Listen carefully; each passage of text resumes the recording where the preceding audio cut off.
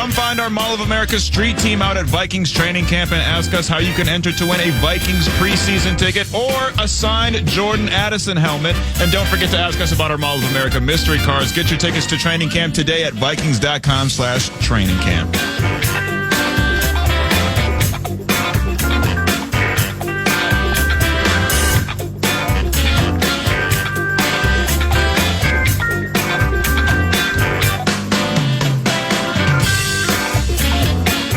Pete Bercich, analyst, Minnesota Vikings Radio Network. Peter, Paul Allen, what's going on, my brother? Oh, not much. It's game week, man. How about that? It's just amazing how you go on and on with nothing, and then boom, it's just right there. So I'm excited, man. I'm fired up. And Pete is into his 18th season analyzing Minnesota Vikings games on the vast and ever-expanding KFAN Minnesota Vikings Radio Network. And I know you know this. I put it on the tweet machine last night. We have Justin Jefferson on a microphone on the Vikings sideline for, I think, the entire third quarter Saturday when Minnesota hosts the Raiders. So the game is on KFAN, FM 100.3, KFAN, Fox 9, and NFL Network. What are we going to talk about with JJ?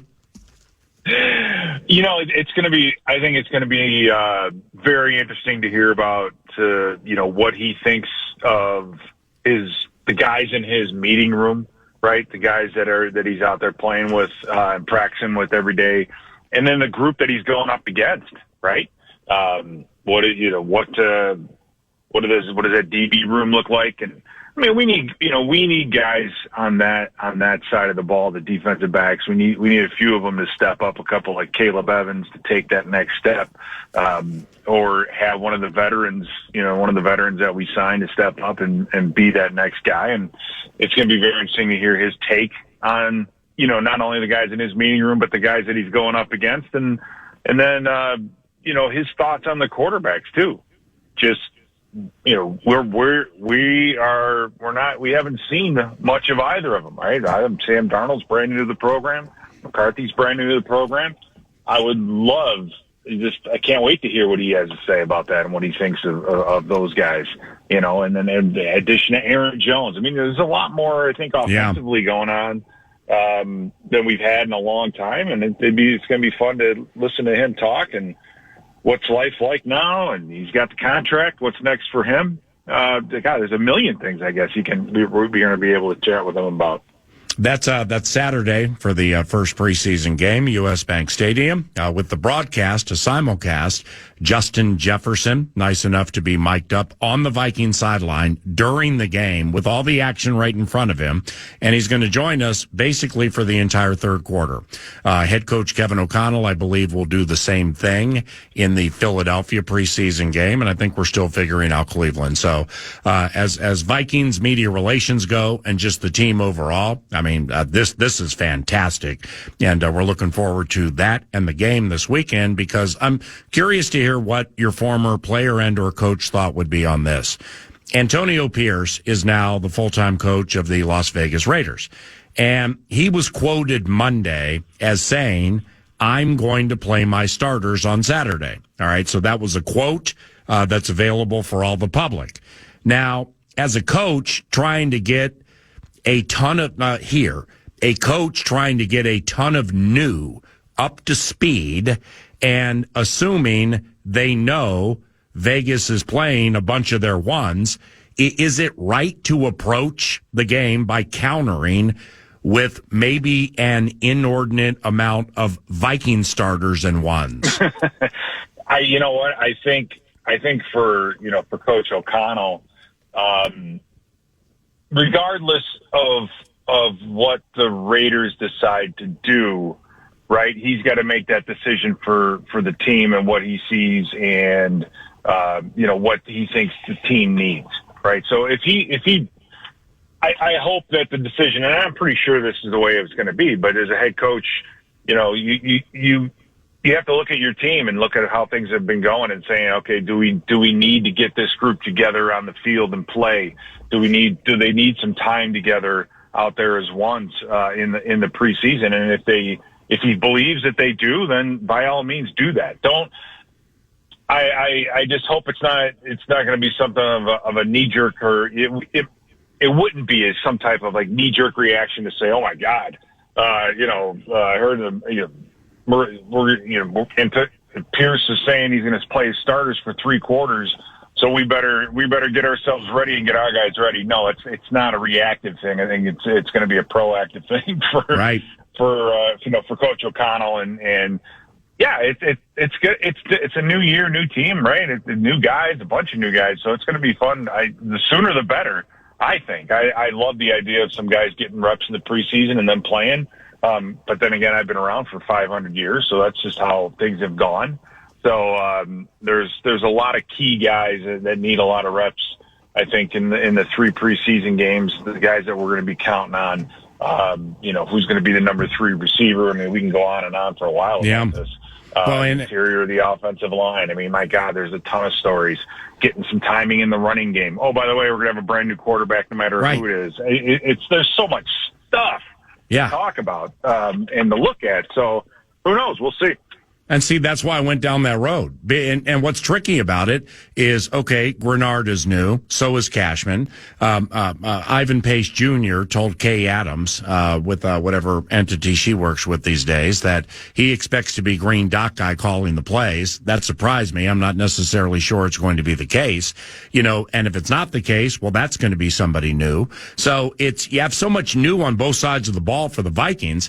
Oh, by the way, you also have joint practices with super physical Cleveland a week from today and a week from tomorrow, where the ones absolutely are going to be banging around with Myles Garrett and checking Amari Cooper off Watson's play action to his running backs.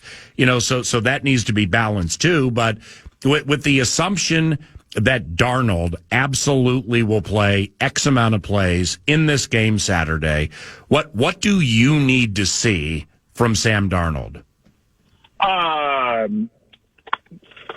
Execution, I think, of the offense, accuracy. We know he has arm strength. From the film that we've seen, he's a better athlete than you think, but it's going to be fun to see him out there, executing all those things, or being an athlete, maybe extending plays here and there. But that's, I think, just being comfortable with the offense and his command of it. And if he's going to be the guy, then he needs to be the guy in the preseason, right? We've talked about this. This might be his last chance as a highly drafted quarterback that's kind of bumped around. He's getting an opportunity here to maybe to get himself back into a starting position in the NFL. These opportunities do not come by very often. Most of the time they come by through injury. You get yourself as a backup, you go in there, you play well. You have an opportunity to play 8-10 games maybe as a backup, and then go into the off season and someone might take a chance and pay you and be a starter. So he has an entire season to do that. And if he leads this team to success, if Darnold leads this team to a playoff spot in a year where no one's picking us to make the playoffs, everyone's picking us to finish at best 3rd, maybe 4th in the division. If Darnold can come in here and make this team a playoff caliber team, he's gonna get paid, right? He's going to be a starter somewhere else, probably not here, because our future is with J.J. McCarthy. We determined that with the draft. So I expect them to have that attitude that this is not just a preseason game, right? That if he's out there, this better be like a Super Bowl for him, right? Because this is extremely, extremely important for him in his career. And I expect a performance requisite of that. Now, does that mean throwing for 400 yards and blah, blah, blah? No, it's just the way he runs the huddle, the way he's executing this offense, and just the way he's going about his business. And I'm going to be watching that very closely.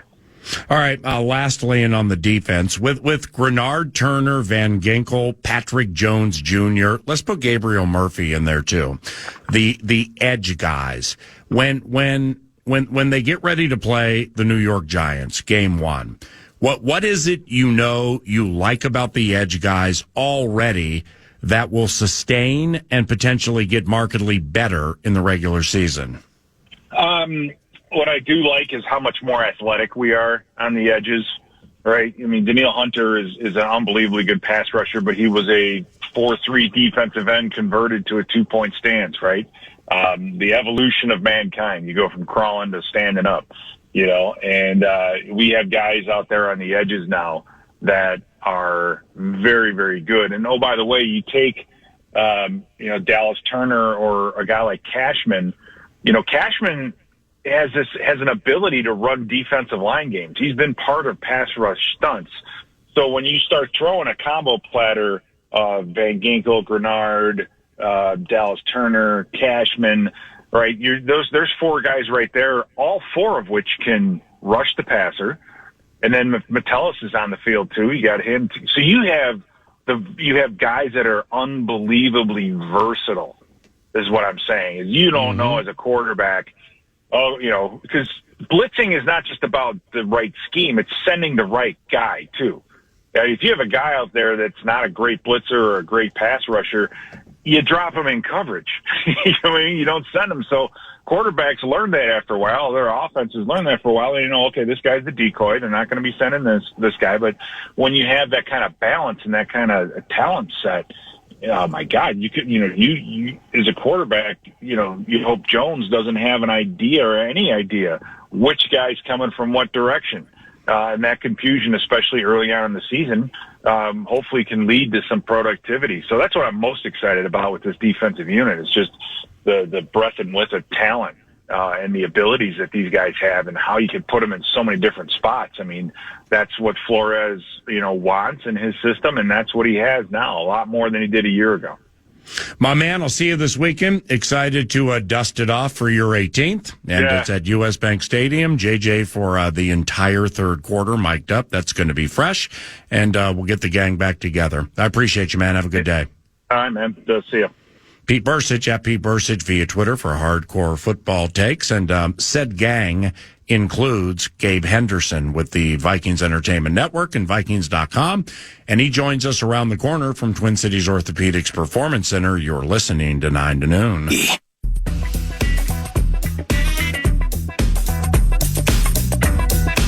Punk rock superstars Green Day are headed to Target Field on Saturday, August 17th. Don't miss out as they celebrate 20 years of their American Idiot album and 30 years of their Dookie album by playing both in their entirety when they take the stage. Tickets are still available. For full details and to get your tickets today, head over to KFAN.com, keyword calendar.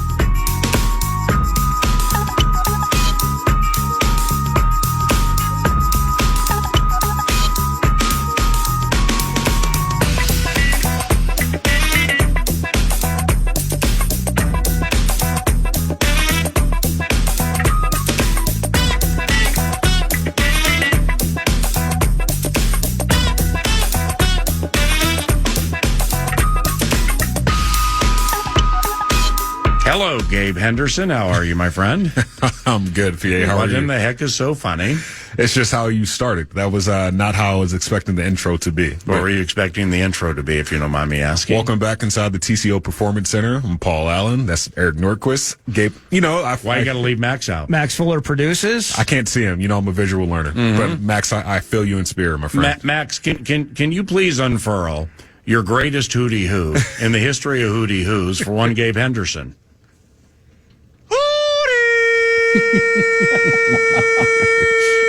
I love it. Oh, yeah. That's for you, Covenant my brother. claps That's for for you. me, and covenant claps from the old Southeast for MWOW. At Gabe Henderson via the tweet machine at Gabe Henderson. I've been sending out some really cool tweets during a training camp, just keeping fans up to date on a lot of the non-obvious. Like at Gabe Henderson of late, you tweeted about Aaron Jones. Okay, so that was cool, and I see what you see, but it wouldn't necessarily be like the non-obvious. But when you tweeted defensive line and at Gabe A. Henderson, defensive line and offensive line depth, huge strength for this team. Yeah. That was cool. And the more I see it, I talked to Brian O'Neill, who was here an hour and change ago, about the offensive line depth. And wow, Quessenberry, heard of him, better than I thought. Juergens, as a center, athletic, tough. I mean, you can see it. Walter Rouse, I haven't seen him at left tackle yet. I've just seen him at right tackle. Yep. Drafted, and you can tell Walter can get around the block a little bit. Three of them are battling at guard with Reisner, Ingram, and Brandell. So that's a good battle. But from the defensive line standpoint, like stream your elite football mind consciousness with the depth, and outside of Harrison Phillips and Jonathan Bullard being really good at stopping the run, like what else are you seeing? Jonah Williams, the free agent signing that the Vikings acquired this offseason from the LA Rams, he has been phenomenal when it comes to just not getting pushed back on double teams, reading and reacting, always having his arms. I mean, he's got long arms. His arms are always extended, and he's able to read and react on the go. Like, inside run game, when it comes to 9-on-7, when you're running at Jonah Williams, you got to figure out another way to go because the guy has been consistent. Wow. And then Jaquelin Roy, a guy a lot of people aren't talking about, LSU, he was a rookie last season. We drafted him. He's a guy that has been turning the corner. The game is slowing down for him. So outside of Jonathan Bullard and Harrison Phillips, those two guys, in my opinion, stand out. Then you have Jihad Ward, who's very versatile if you want to move him outside or inside, and a veteran in this league. And we know once you start to get past, the starters, you want to look at what the depth looks like. And for me, that's been something that I've really turned my attention to this offseason, and I'm excited to see what that looks like if those guys play on Saturday. But if not Saturday, then next week in Cleveland. All right. Well, Nordo and I have kind of in passing today just gone over some things that for which we are looking Saturday in the first preseason game. And it can be like, okay, I've heard a lot about this. Now I want to see it. Or things that excite us for the game this weekend. For instance, I'll begin with Jalen Nailor. Yeah. Okay. Speedy is the nickname. Speedy. The upper body is markedly bigger. You can tell that he's put time into his body to match his speed. And I ain't going to say he's been the story at training camp, but he's, a lot of people have said a lot of wonderful things about him.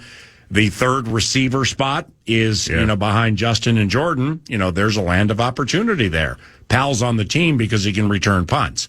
So then now you got Naylor and the rest of the cats. Sherfield Jr., I believe, will be on the team because of special teams and so on. But like with Jalen Naylor, how big are these games and the joint practices coming up for him? Huge. When you think about what he's been able to do thus far in training camp, it's like, hey, this guy doesn't even need to play in the preseason. But given his injury history, the opportunities that he hasn't had in the prior 2 seasons because of KJ Osborne, who's now doing his thing in New England, Jalen Naylor is going to have to prove that he can make these plays in the game. We saw what he did a couple of years ago. He had that, I think, 50-plus yard touchdown in Green Bay. And I wouldn't say mop-up duty, but the game didn't really mean as much at that point. It was over. Yeah, but Jalen Naylor, if he can continue to put these days together and then use it against another team, I think he makes a case for that open spot at wide receiver 3. Granted, It's not going to happen overnight, but day in and day out, he's been a guy that has not only surprised you, myself, and these fans, but also this coaching staff. They've been really high on him, and Justin Jefferson started out his presser the other day saying, hey, Jalen Naylor is a baller. And when you get that from the best receiver in the game, that speaks volume. So love it. A lot of opportunities. I really do believe these upcoming preseason games are going to pay dividends when it comes to, all right, how good can this guy be? Can he stay healthy? Can he really excel to that spot where we can depend on him if JJ or JA goes down, or if we go 11 personnel with 3 wide receivers? So I'm excited to see what it looks like. I'm going to stick with the offense, and I'm going to go back to our conversation from Saturday. One thing I'm really looking forward to see in this game, and you hit it, the timing offense. Yeah. I want to see J.J. McCarthy. However the whole thing looks, we can analyze that on Monday, but an elite anticipatory throw that is on time. Somebody in space, it's feathered over the top, maybe over a linebacker in front of the safety. That's what I'm looking for, and the signs of life and the cool videos and all the positive vibes that have really followed JJ around throughout training camp. If I can watch him with one of those elite, maybe it's far hash mark, that sort of thing, an anticipatory throw on time in an offense that really requires it to flourish. That's one of my most looking forward to items on Saturday. 100%. I know we talked about that on Saturday when I was on your show, just the timing that this offense predicates itself on. And seeing J.J. McCarthy from day 1 until day 10 or day 11 now, seeing how he has progressed and not overthinking things and throwing the ball in motion, that's something that's really been a highlight. But putting that in a real game action when the game speeds up a little bit more because there's tackling and things of that nature going on, I'm interested to see how does that translate. We've seen it so far. I mean, the Vikings Instagram, we put out a clip yesterday of JJ throwing a dime to Trey Knox, tight end, late in practice yesterday. So he's starting to figure it out. It's just the fact of now when it starts to be a little bit more fast, can he make adjustments real time and then ultimately put it all together to make his case for, hey, I should be playing at some point? What about you? Stream the consciousness. What are some things that excite you or you're looking forward to Saturday? I think outside of timing, seeing how these quarterbacks can figure out the timing of this offense, one is just tackling, right? Like the simple nature of the game of football. Like we haven't seen any tackling since January. Yeah. And I know, the defense, when they tag somebody off on the hip during practice, they're like, hey, ref, this guy's down right here. Well, in a game, you got to bring this guy to the ground and, 2nd and 1 or 3rd and 1, 4th and 1, touching somebody on the hip isn't going to matter. So can they stop the momentum of a running back? And then if you're a running back, can you beat that tackle? Can you get that extra yardage to get that first down? Because ultimately that's what's going to win and lose your game. It's a game of inches. So that's probably what I'm most excited to see. The new hip drop rule too. Like how do these refs figure out, what's a hip drop, what's not? Like how do the defense adjust to that, understanding that they haven't tackled anyone in almost 7 months now. So a lot to look forward to, but that's probably the highlight for me. Well, you're talking about tackling. Will a cornerback emerge at some point throughout this preseason? So after Byron Murphy Jr. and PA was talking earlier, Mike Hughes Memorial Practice Field, Shaq Griffin's out there still trying to get himself right. Yeah. Fabian Moreau just got off the plane. And then it's Dwight McGlothern. We know the names. And frankly, because of injuries and need, there's a ton of them. So when I'm looking at Saturday, give me a name that I can feast on. Is it Duke with one of those open field tackles that is not a hip drop? Is it Dwight McGlothern with a big pass breakup? Somebody making a huge play? I really want to see a cornerback for positive reasons, not negative reasons.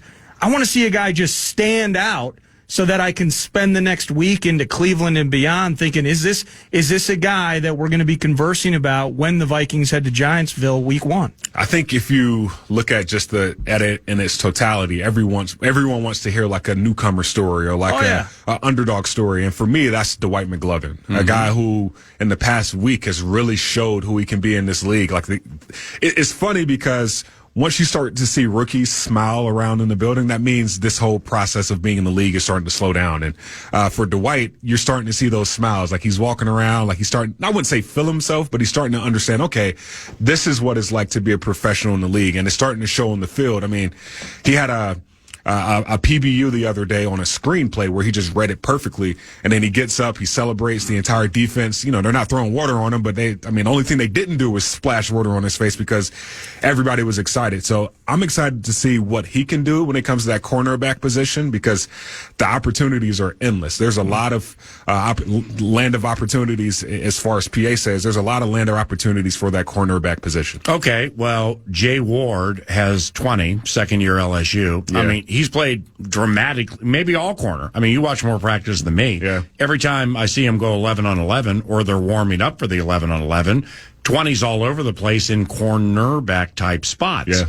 So if Jay Ward, who is going to become a cornerback and potentially the 3rd or 4th cornerback, potentially, well, I want to. It's if Devontae plays in this game, I'd be shocked. But nevertheless, whatever they wheel out there, I'd like to see Jay Ward with a nice pass breakup or a nice deflection. Or remember in the preseason last year, like 3rd play of the game for them, a naked blitz crushes Toon or whatever the guy's name was. Yeah. So he has that to him too, especially when you don't know what's coming in the preseason. But I just want to kind of see what Jay Ward has done to earn the right to get these reps. Most of Jay Ward's reps this training camp has been against Justin Jefferson and Jordan Addison. So he's been getting the right amount of work. He's been getting the right amount of looks when it comes to, okay, I need to develop my game a little bit more because pretty much every play, I'm going against the best wide receiver in the NFL. So I'm excited to see what that looks like when it comes to not knowing who's going to be lined up against you and how he's going to react. I mean, ask Cam Bynum, moving from cornerback to safety is easier than moving from safety to cornerback. So and I don't know if Jay played corner at LSU. I think he was like he was Swiss Army knife guy. Yep. Right. But I mean, so he probably did play something. So I'm excited. I wouldn't say he's a wild card for me, but he's one of those guys where I'm like, I just don't know. Like, right. I really don't know. Like, he's looked good in practice, but how does that translate in his first ever game in the NFL as a cornerback? Was it Durante Jones that maybe got us down that Swiss Army knife road when he was drafted? Because it felt like into camp a year ago we were having the same conversation and it just didn't manifest itself like it has this time around. Maybe. I don't remember. Well, Dwight McLeathern finished at Arkansas, but in 2020 he was with Durante and LSU. So therefore, I mean that's why McLeathern is here. Yeah. And I don't know why he wasn't drafted. It's not my business to know why, but he wasn't drafted for a reason. And he's a lot better than a lot of these undrafted corners I've seen roll through here over X amount of years. But there's the tie to Durante when he was the defensive coordinator for LSU in 2020. Are we going to get can we get a Sam Darnold deep ball? now, PA, earlier in the show, we were talking first hour and Antonio Pierce, and it's the game. You know, he may have a conversation prior to the game. This is what I want to accomplish. Kevin O'Connell says this is what I want to accomplish. Well, just to lay it out officially for the aggregators. Antonio Pierce told the public, subsequently through reporters and The Athletic, I'm playing my starters this weekend. Okay, now he didn't indicate, like, O'Connell can say, I'm going to play a fair amount of my ones to dust them off before Cleveland. But Justin Jefferson's never played a preseason game, and he's not playing this one. Harrison Smith playing in this game, that's a long shot. Aaron Jones probably is a long shot. So what he's getting at here is he says, I'm playing my starters. Well, until proven otherwise, outside of Devontae Adams, I'm expecting Max Crosby and Christian Wilkins to play. Yeah, I mean, even Alexander Madison, maybe Hunter Renfrow. Like, I mean, if that's the claim that he's making, I'm expecting a lot of those guys to play. To your point, I don't think Kevin O'Connell plays Justin Jefferson. No. Like, why? I don't think there's a need. We've seen it. Correct. We've seen him in action. If he's getting rest days now, he ain't playing in that game. Not a chance. But with that said, right, like if Max Crosby does play, it's not going to be Darisaw. So, I hope not. You know, it's great for Walter Rouse to get these reps, but I don't need Darnold getting murdered. And you mentioned Zamir White and Alexander Madison. They have to figure out the post Josh Jacobs world of that running attack, which they're going to rely upon. Apparently, this quarterbacking thing is awful in Las Vegas. Yeah. So this gives us a chance to see maybe what Ty Chandler can do. Let's get Dwayne McBride. Let's see if the Blazer can blaze. Let's say, and proof of life concepts, if anything, that we do have run plays in the playbook, and we do have the ability to run the ball. Maybe we're just going to get to see that aspect of it on Saturday. That would be so much fun. Dwayne McBride is a guy that I'm very intrigued about this offseason because he's played fairly enough offseason reps in training camp. Now, what does that look like during actual gameplay? We know he's a bruiser. He can, put his shoulders down, get an extra 2 yards. Like, what does that look like against another team? But because we know during training camp, nobody's tackling. So you don't really get a full evaluation of what these guys can be. Ty Chandler, him and Aaron Jones are the ultimate complement when it comes to a 1-2 punch. So to see him get a couple of carries, if that's what Kevin O'Connell decides to do, that'll be fun too. But, the Myles Gaskins, the Dwayne McBrides, the Kene Nwangwus of the world, this will be a key evaluation period for all three of those guys. All right, time for a few more for G at Gabe Henderson via Twitter. And this is a yes or no answer, and then we'll play off of it. Okay. As I learned yesterday, you just love the Summer Olympics, don't you? Yes. Okay. And why I say that is I walked in yesterday, let's say 140, 143. Yeah. Hey, what's up? Let's talk about this. Well, I couldn't get your attention because you were immersed in this 1,500, is it a relay? Yeah, 1,500. Yeah, just the 1,500. Yeah, the 1,500. Like me watching the Kentucky Derby, the one time a year bit, which is super big and everybody knows about. So was it just that race, or do you love the Summer Olympics? Yes, Yeah. to both. That race, there was a lot of trash talk prior to from a guy from the Netherlands, and I can't think of where the other guy would. I want to say Norway, and just leading up to that race, everyone was hyped about it, and I made sure I got my seat, had this TV turned on. It was unbelievable. Yeah. And just seeing how it would finish with neither one of those guys winning. There was a guy from the U.S. that got gold, and another guy that got bronze. Yeah, and I was like, oh my gosh. Right. Like, oh my gosh. And after that, the USA Basketball Olympics came on, and they're making the case for, being up there with the dream team right now, of how they're winning games right now, the team that they have. I mean, I still personally don't believe there will be a better USA basketball team, better than that 92 Olympic squad. But the Summer Olympics have caught my attention this offseason, and it's been fun to watch. Well, your ladies, the women's team, Cheryl Ree's team, they play Nigeria today, I believe, at 2:45. Yep. They're in the quarters. Yep. And they haven't lost an Olympic game in over 30 years, since like 1992. So, yes, they should be prohibitively favored to win the gold. I watched the early stages of their game against Germany. It's just crazy. I haven't watched a second of the men's basketball team, maybe because of the timing, but I've watched parts of two of the women. And they got off to a really slow start. I mean, I don't know if they're like, we got you whenever we want you, because we have Asia and we have Ionescu and Fee Collier and so on. And that's how it worked out. And they ran them down, beat them, and ran away from them.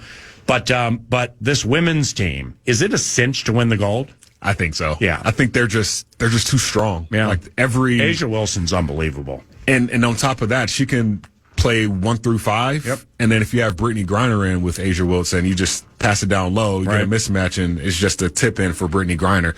I just don't think, like, I watched both games against Germany and Belgium, and both of those teams got out to a great start against Team USA. I mean, Van Loo from Belgium, she plays for the Washington Mystics. If you watch that first quarter, she was like 6 of 7 from 3. Wow. And she was like hitting 1-footers. And after a while, she gets cold, and Team USA, as consistent as they are, they just continue to beat you the way they want to. And I believe they should be a lock for gold, at least hopefully. They're the best team out. So when do you start, and I'm being serious here, you're going to smile because you know I think it's the coolest thing ever.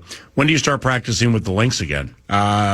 Usually on an off day. Okay. Usually on an off day. So they're having practices at the moment, but it's kind of finicky with my schedule. Their next game isn't even until maybe a week from now, right? Yeah. It's like the 15th or 16th, something like that. Yeah. So they got plenty of time off here. Well, it's stretch run time. Oh, for sure. Yeah, so I mean, these are important practices. So, like, can Courtney Williams get around you off the dribble? No. You're lying. No, if you try to set a screen over me, I'm going over top. Like, I'm fighting through that screen. You're telling me that can Diana Taurasi get around you off the dribble? You want the honest answer, or you want like the... No, I want the honest answer. I don't know. What about Caitlin? She got some moves, but I don't think she'll get around me. It's her step back. Like Caitlin's step back. You can't defend the step back. Yeah, because I overcommit. I always overcommit because it's like you're not beating me to your spot. And it makes them better. Exactly. Yeah. You're not beating me to your spot. She's pump faking you? Oh, for sure. I'm jumping. Yeah. I'm 30-inch vert. How much would you love to play one-on-one with Caitlin Clark? I would love that. That would be, I mean, I'm just still so bit by the whole thing. You know, I'm sitting here, I'm telling you that I'm watching more women's Olympic basketball than I am men. I watch a ton of WNBA this year. I'm excited for it to come back. And you know what? I'll be that lemming. I will be that bandwagon rube. Yes, I watched her play 3 games at the college level for the first time in my life. Yes, I got bit by the whole thing, including Angel Reese. Yep. Yes, I'm following it. Yes, I can't wait for it to come back. I'm so excited. Like, having a month off is so unheard of in any sport. But for the WNBA, I feel like it might be the best thing, best case scenario for them, because 1, they got some steam, and then 2, Team USA is playing, which ultimately brings more eyes. And now those same girls go back to a league that's already thriving. I'm pumped. I'm excited to see more Lynx games. How many times does Bridget Carlton step back on you and drilled a 3? It's more than a handful. Don't lie. All right. She's cold. I don't want you to lie on the radio. Kayla McBride she's a shooter. They're fantastic from deep. I love it. You're the best. We love you. Appreciate you stopping by. See you soon. Thanks, PA. Gabe Henderson, Alec Lewis from The Athletic joins us here at TCO Studios about 15 minutes from now, and we'll be back after this. Fan. Find our Mall of America street team all summer long at our station events. Come find us and ask us about our Mall of America mystery cards, where everyone is a winner. See where we'll be next at KFAN.com. Keyword calendar.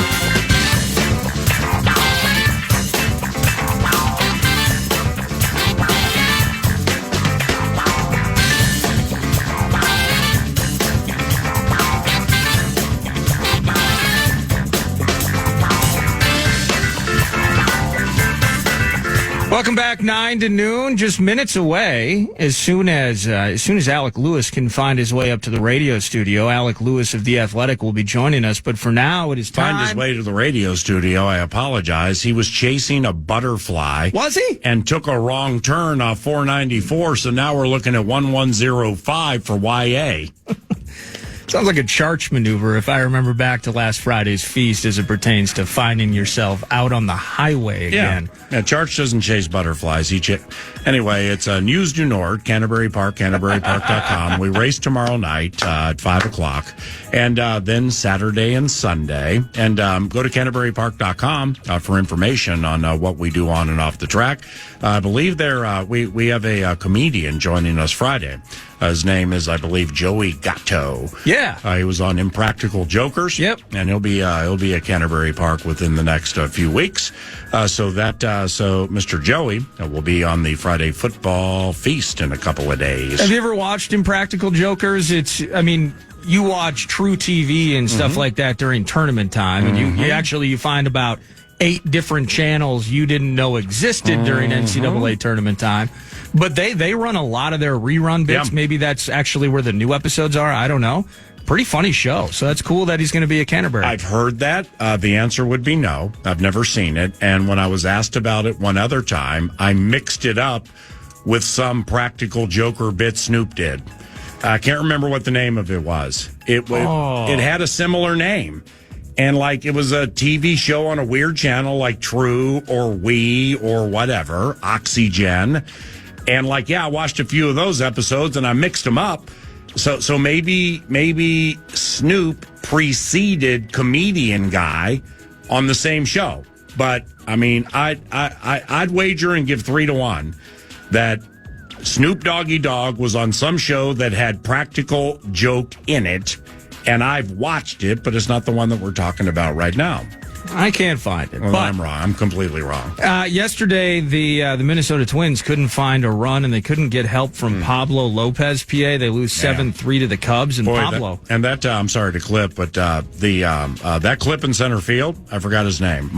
Austin Martin? Yeah. Holy cow, did he mess up a ball that messed up the game. I think it was Dansby Swanson who hit it. And, we had a problem out there in center field.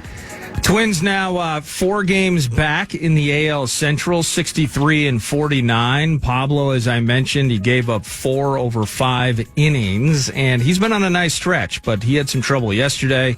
The Uber driver, Randy Dobnak, he rolled in to finish out the game over the final 3. He gave up 3 runs in that stint. And today it is a 120 affair for the Minnesota Twins, so looking forward to that. Well, Pablo, he wasn't terrible, but he wasn't playoff good, in my estimation. The Imanga bit, or whatever his last name is for the Cubs. Imanaga, maybe? Damn, man, he's nice. He dominated yesterday. I've never watched him pitch. Oh, damn, man. My man's got an arsenal up in here. We're going to get to see Joe Ryan and Mr. Assad handle things. It's a 1:20 p.m. first pitch. You guys were talking about it. You haven't watched a ton of it. I've watched some of it. Men's basketball in the Olympics, PA. Tomorrow it's semifinals at 10:30 a.m. France and Germany. And Rudy out of the mix. He hurt his finger and had some sort of minor surgery on it. So I don't know if it's the type of thing where he's still going to be able to play and be active, but it's certainly something to watch, of course, as Stiefel also plays for our local squad. Yeah. But France and Germany at 10:30, and then at 2 o'clock, the U.S. and Serbia are going to get after it. Winners of those respective games would go to the gold medal match, and then the losers would play in the bronze game. Who's on the Serbian squad that would be LFL worthy? I mean, there have to be some, because I don't know. I love basketball, all right? And I don't know why I'm not watching the USA men's. It just, timing-wise, it hasn't worked. But, it's like yesterday during 9 to noon, it was Canada and France. And I'm like, damn, Jamal Murray, Dylan Brooks. They got some guys with whom we're familiar. And then for France, I'm watching Stiefel. I'm watching the entire Cormier family, whoever they are, waiting for an Evan Fournier nugget to see if he's LFL worthy next year. And France was whooping up on Canada when I was watching it in the studio. So the point being is these league freak his life names are sprinkled all throughout all these worldly teams. Well, I assume that you would know Nikola Jokic. Oh, wow. He'd be of the Serbian variety. Bogdan Bogdanovic as well. The Serbs are tough. Be careful. And so we'll watch and see how that works tomorrow at 2, and then Saturday afternoon you'll be able to hopefully see Anthony Edwards and the Americans go for gold. One last little NBA nugget here for you. Oh, goody! Young Alec just walked in. I was talking off air with Gabe Henderson about this. Lauri Markkanen. And these dollars that are coming out of NBA contracts are a bit shocking. But, TV deals, they have the right to get paid, and there's fewer players on the team, and somebody's got to get paid. Might as well be the players. Lauri Markkanen has signed a 5-year, $238 million extension with the Utah Jazz, including $220 in new money, according to his agent.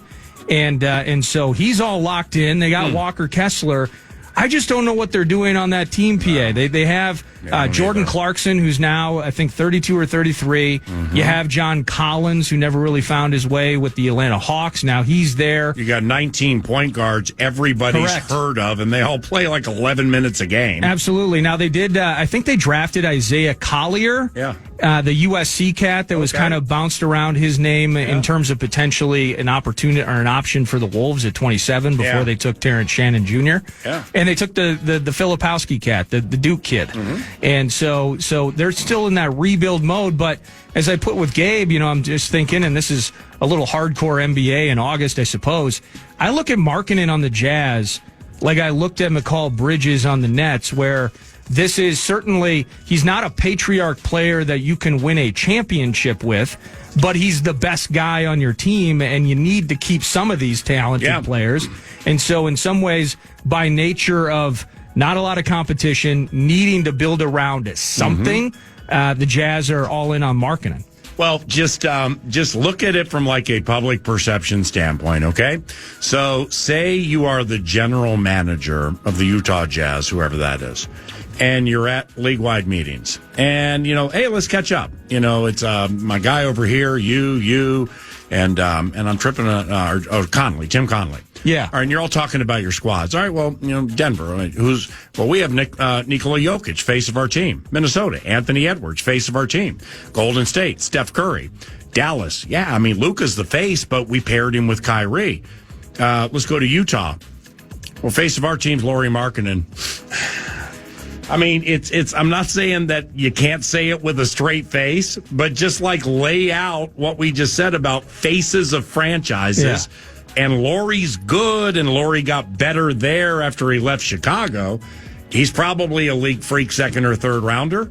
But nevertheless, that's the face of the franchise, which I like Anthony Edwards as the face of our franchise. Let's put it that way. I think we're in a better spot with that. And that's News to Nord, brought to you by The Casino at Canterbury Park. Go to CanterburyPark.com. Learn how to feel the felt all day, every day of the year, and the live racing schedule in play. He covers the Minnesota Vikings, assumedly for profit, for The Athletic and TheAthletic.com.